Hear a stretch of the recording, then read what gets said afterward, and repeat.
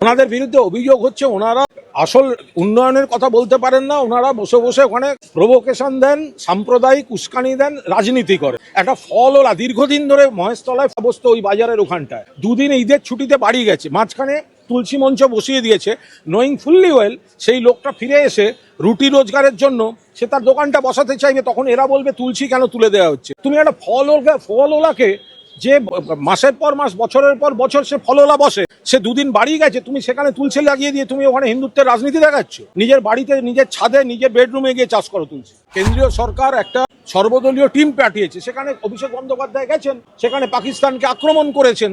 তার সঙ্গে আমাদের দেশে কেন হলো সেই প্রশ্নটা তোলার আপত্তি কোথায় আছে? এটা এই যে জঙ্গিরা, এরা কি পাকিস্তানে ফিরে গেল নাকি পাকিস্তানের বাইরে এখনো ভারতবর্ষের মধ্যে রয়েছে? যখন গোটা দেশ কেন্দ্রীয় সরকারের পাশে দাঁড়িয়েছে, যখন গোটা দেশ সেনাবাহিনীর পাশে দাঁড়িয়েছে, যখন সব দল মত আমরা ভুলে গিয়ে, রাজনীতি ভুলে গিয়ে বলছি ভারতীয় জওয়ান তোমরা তোমাদের কাজ করো, তখন কেন পিওকে উদ্ধার করা হলো না? কেন পিওকে নিয়ে কথা হচ্ছে না?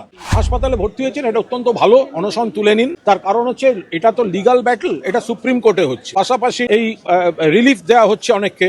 আবার দেখতে হবে যে কারা রিলিফটারও বিরোধিতা করছে, যে গ্রুপ সি গ্রুপ ডি কে ভাতা দেওয়া হবে সেটার বিরুদ্ধে। যারা চাকরি খাওয়ার জন্য কোর্টে যায় তারাই আবার রিলিফের বিরুদ্ধেও কোর্টে যায়, এটা তো ওনাদের বুঝতে হবে।